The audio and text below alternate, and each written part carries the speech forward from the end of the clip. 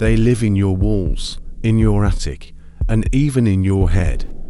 They are the human parasites who attach themselves to your life and refuse to let go. Tonight, we're exploring 3 disturbing true stories of parasitic horror that will make you double-check your locks and question the shadows in your own home. Our first story is about a family that bought their dream house, only to discover another family was already living inside it. Evan Hall had finally made it. After years of grinding at a finance firm, he purchased a modern 3-story home in the upscale suburbs of Oregon. He, his wife Claire, and their 2 teenage kids moved in during the fall. It was supposed to be the fresh start they'd all dreamed of. For the first 2 weeks, life felt perfect, almost too perfect. But then, odd things began happening. Food vanished from the pantry. Lights were turned on in rooms no one used. The thermostat kept changing in the middle of the night. Evan blamed his kids blamed each other. Claire blamed Evan's work stress. One night, Evan stayed up late preparing a report. Around 2:40 a.m., he heard footsteps soft, slow coming from the walls, not the floor, the walls. He followed the noises into the hallway. They stopped. But when he pressed his ear against the wall, he heard breathing, human breathing. The next day, Evan found a small maintenance door behind a wardrobe in the storage room, a door he hadn't noticed before. He opened it and discovered a narrow passageway leading into the structure, behind the living room wall. Dust, old insulation, and footprints, fresh ones. He crawled deeper until he reached a cramped hidden room. Inside, he found a mattress, pillows, and discarded clothing. Crushed snack wrappers littered the floor. Someone had been living there.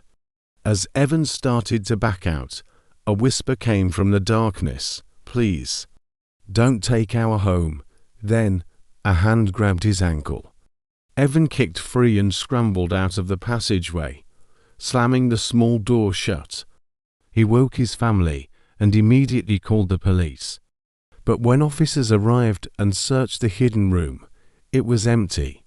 Whoever had been living there had already escaped. 2 days later, the truth came out. Police arrested a family of 4 they found hiding beneath a nearby overpass. They had been squatting inside Evan's home for months, entering through an old, forgotten ventilation shaft. They had been living quietly inside the walls long before Evan even purchased the house. The lead officer told Evan something he would never forget. "They knew your schedules. They watched you sleep. They were right on the other side of the wall." Evan sold the house within the month. To this day, he still swears he hears footsteps some nights soft, slow whenever the walls of his new home settle in the dark. Our next story is about a breakup that never really ended. What happens when your ex doesn't move out of your apartment, but instead moves into your life? Michael Reyes met Leela Chen in college. She was charming, soft-spoken, and almost too attentive. She remembered every little detail about him, what he ate, what time he woke up, the exact way he preferred his shirts folded. At first, it felt loving, then it felt controlling. Then, it felt consuming. After 2 years, Michael finally broke up with her. Leela didn't argue. She simply nodded and walked out of his apartment, or so he thought. The very next day, Michael noticed something strange. His toothbrush was wet before he used it. The brightness setting on his phone had been changed. His laundry basket, which had been full, was mysteriously empty. Someone had even cleaned his entire kitchen. He called his landlord to check the security cameras. The footage showed no one entering or leaving his apartment. But things kept changing, little things, personal things. Then, Michael looked up and found the attic hatch in his ceiling was slightly open. He cautiously climbed the pull-down ladder and froze. There was a sleeping bag on the floor, water bottles, a few of his missing shirts, and taped to a wooden beam were Polaroids of him. Photos of him sleeping, eating, working at his desk. Someone had been up here, watching him. And then he found something that made his blood run cold. Leela's necklace, the one she never took off. Michael immediately called the police, but when they searched the attic, they found nothing. That night, Michael returned to his bedroom, trying to make sense of it all. A faint whisper drifted from behind his closet door. "I still take care of you, Michael."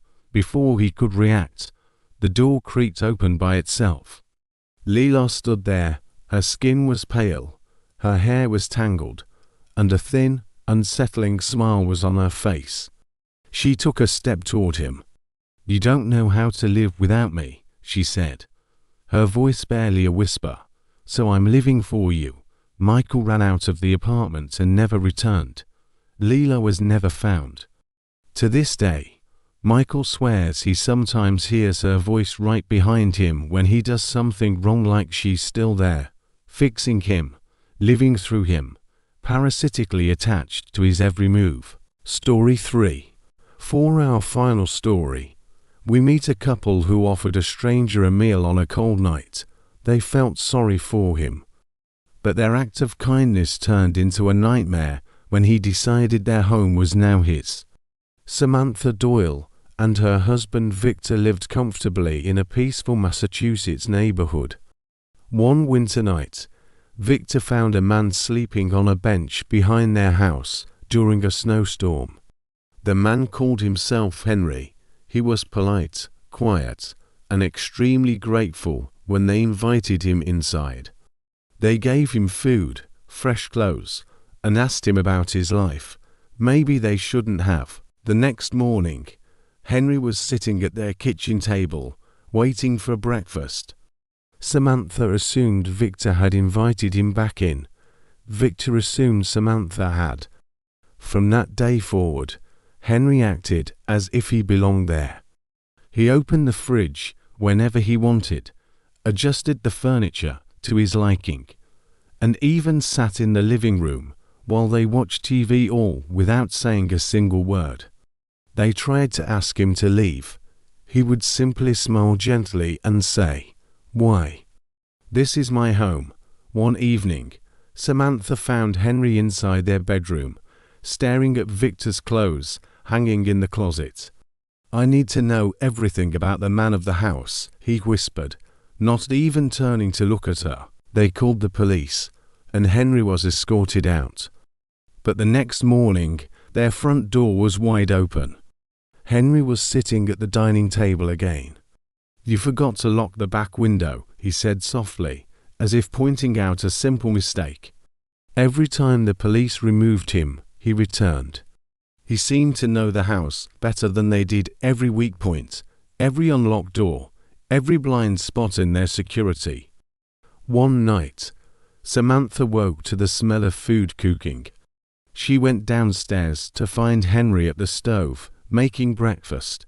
"Families eat together," he said, placing dishes on the table, "and I'm part of this family now."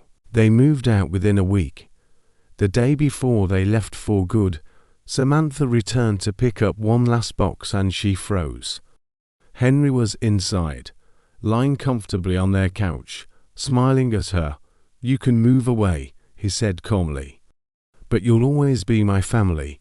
The house may be empty now, but for Samantha and Victor, the feeling of being watched never truly left." Thank you for watching. Remember to lock your doors and maybe check your attic. If you enjoyed these stories, don't forget to like, subscribe, and hit that notification bell for more unsettling content. See you next time.